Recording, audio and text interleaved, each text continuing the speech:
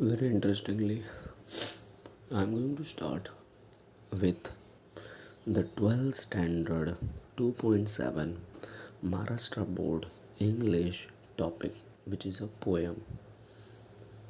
She walks in beauty. Let's start. This poem is written by George Gordon Byron,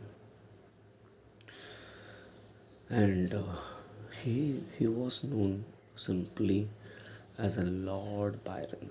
He was known simply as a Lord Byron, and was a famous for English romantic poet and also a satirist. So this man is poet who is poet George Gordon Byron, famous for his romantic poet, which means he is writing romantically.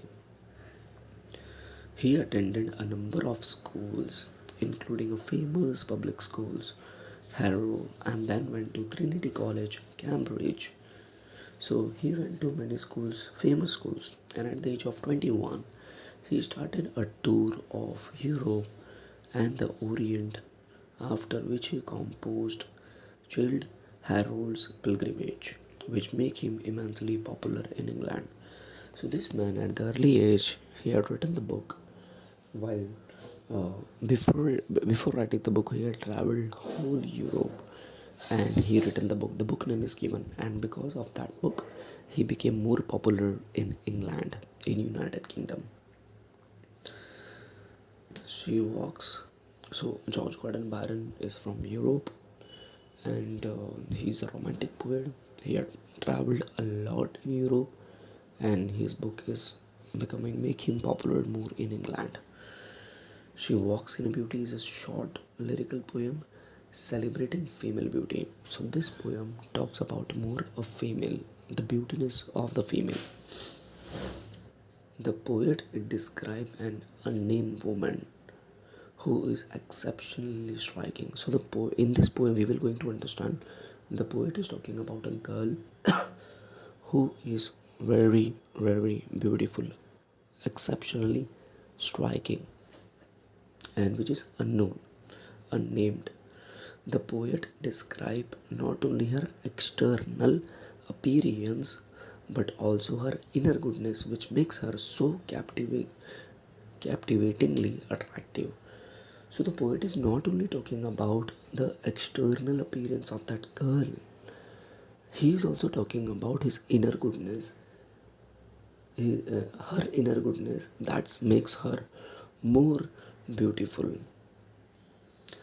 Byron compares her to the night sky, describing her serene and perfect body. Lord Byron compares her to the night sky. Lord Byron compares her to the night sky.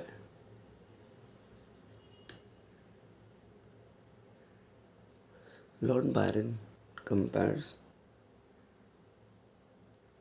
her to the night sky. Lord Byron compares her to the night sky, describing her perfect body. Although the poem is generally thought to be a love poem, the poet never actually declared his love for the lady. Which means this poet is actually related to a love poem, but the poet is not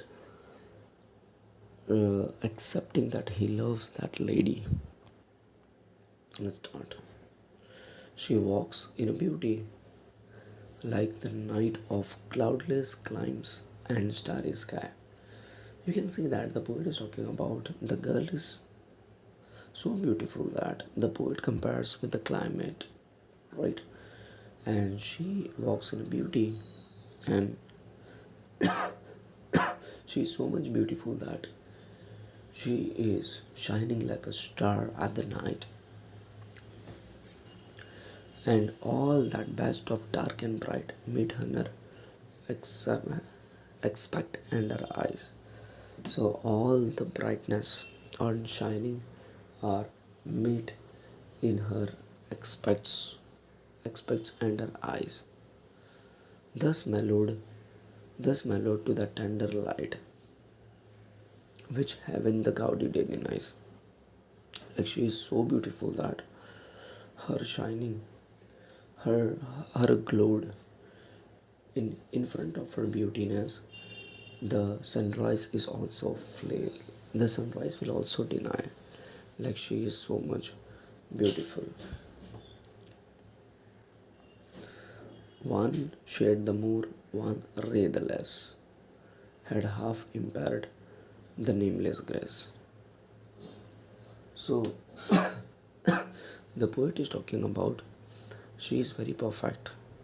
Everything is equal on her external appearance. If there is one is more or one is less, so she will not, she will look bad, and she will be hard had half impaired the nameless grace which waves in every raven trace or softly lightens over her face. So here the poet is talking about her hair. Raven means hair. Like her hair is also makes her more attractive because her hair is fallen on her face over the face, where thoughts serenely sweet express how pure, how dear the dwelling place.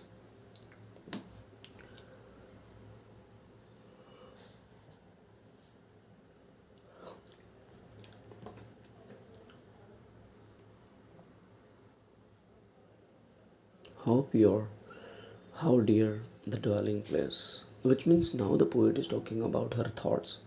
Her thoughts are also so nice that that is not uh, like it is very pure.